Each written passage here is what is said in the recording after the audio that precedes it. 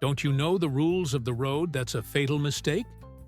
Hi, I'm Vasya, your instructor. Join our club and drive safely.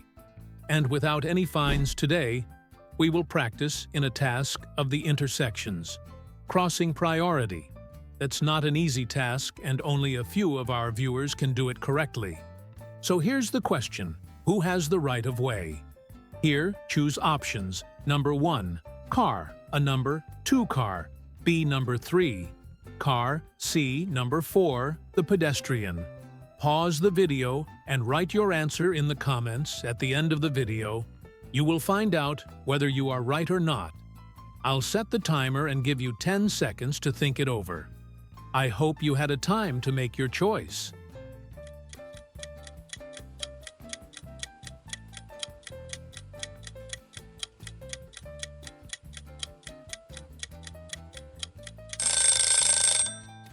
Because we're moving on to a breakdown of this task. Here are 3 cars in the picture coming near to an intersection. Each of the cars is crossing the intersection in a straight line. Also here, we see a pedestrian walking through a crosswalk who has the right of way.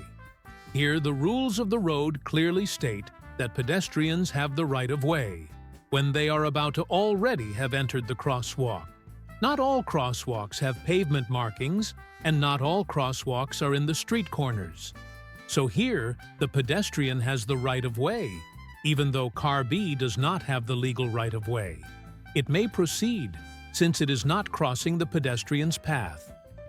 According to the section, stop lines yield lines and crosswalks of the road, laws and rules, car A and car C must stop behind, and the stop lines yield lines and crosswalk lines. If required by a stop yield sign, traffic sign, or pedestrian on the crosswalk. Pedestrians have the right of way if using a sidewalk or crossing a driveway or an alley. So the correct answer is number 2. Congrats if you have chosen it.